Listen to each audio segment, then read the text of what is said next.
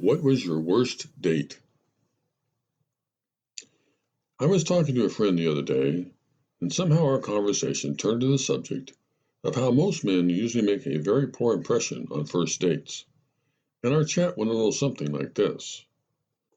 Ever since I got divorced, my matchmaking big sister has been trying to get me to go out on dates, explained my friend.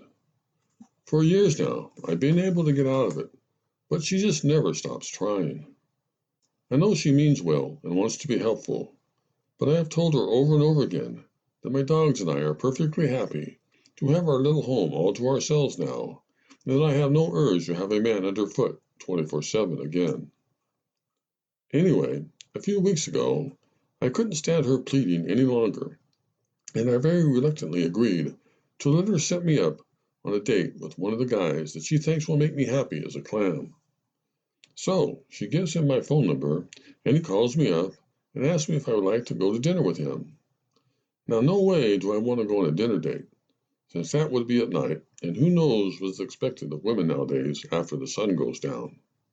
So I tell him I can meet him only for lunch, since I don't have anyone who can watch my dogs at night. I know that was a pretty lame excuse, but he seemed to buy it, and I told him that I would leave all the lunch details up to him. So guess what he goes and does? What? I asked. He picks out the fanciest place in town to have lunch, which means I have to dig through my entire closet to come up with something appropriate to wear, which turned out to include my new boots. And that turned into a whole other can of worms that I will explain later. So, feeling like I wanted to throw up, I show up at the fancy restaurant, determined to have a nice lunch, and there he was, smiling from ear to ear, and actually not looking as bad as I thought he would. I mean, my sister's taste in men is what you might generously call eclectic, and for some reason, most of them are bald. But this guy at least had some hair and was even properly combed. So, I said, it sounds like that your lunch date was off to a pretty good start. It was, she said, but things started going downhill in a real big hurry. How come? I asked. Well, to begin with, he was really short, about 5'7" tops, and there I was in high-heeled boots, making me as tall or taller than him. As shallow as it sounds, I just don't like short men. Never have, never will. Plus that Napoleon complex thing really is true, by the way. So my goal was to get seated as quickly as possible so that I could stop thinking about how short he was. And I did like that he pulled out my chair for me, but it was only a matter of seconds before the real problem started. What was the real problem? I asked with interest. He started talking. Did he have a weird voice or something? I asked. No, his voice was pretty normal, although nothing to write home about. But all he wanted to talk about was himself. And once he got started, boy, he simply couldn't stop. Maybe he was just nervous, I suggested. No, he didn't seem to be nervous at all. He was just full of himself. And I'm talking right up to the brim, too. He's a lawyer, and he's apparently under the illusion that it's the greatest profession in the world. And there I was, having always ranked lawyers right up there with car salesmen and carnival barkers. And the more he talked, the more I wanted to scream, "Okay, please, enough already." Plus, since he wouldn't let me get a word in edgewise, I had way too much time to start noticing all the other things I didn't like about him. Like what? Well, to begin with, he was wearing a pinky ring. A pinky ring? I've always tried to avoid guys who wear pinky rings, and this one was huge.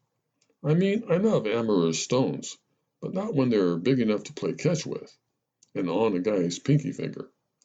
Plus, he had obviously just had a manicure. Really, I asked. I'm sorry, but a man whose fingernails look better than mine has always been a huge red flag for me, not to mention that god-awful pinky ring. Wow, I said, I didn't realize women are so observant on first dates. Are you kidding? She asked. We notice everything. And to tell you the truth, it's really not all that hard to impress us. There are just a few basic things that we don't want to see. Like what? I asked with interest. Well, for instance, we don't want to see a Billy that needs the word beer in front of it, or eyebrows that look like mustaches, or any visible sign of fungus. We also don't want to see hair in strange places. I mean, we women have all learned that we have to accept how hairy most men are, and some of us even come to like it. But we want guys to be hairy in all the places that we have more or less learned to live with. No surprises. In other words, we don't want to see hair coming out of a guy's nose or his ears, or especially a mole on his face. So I asked, did your lunch date have hair in any of the wrong places? No, she said, but he did do something I have a very big problem with. He made noise when he chewed his food. I mean, he tried to chew with his mouth shut, which is always a good thing, but he still made lots of gross slushing sounds.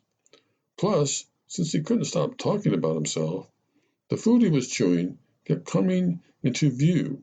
Now, no one wants to watch and hear your date chewing his food. So I asked, how did this date end? Oh, in the worst possible way, she said. What do you mean? It ended up with him going on and on about he had a really fantastic time, which I'm sure he did since he got to talk nonstop about himself for over an hour. But now he wants to take me out again, and I'm running out of excuses. I really want to strangle my sister, and she knows it. Plus, now he wants us to have a nighttime date. And you know what that means, don't you? No, what? It means that he wants to get those perfectly manicured and creepy little hands of his on me. And believe me, the only paws I want on me nowadays belong to my dogs.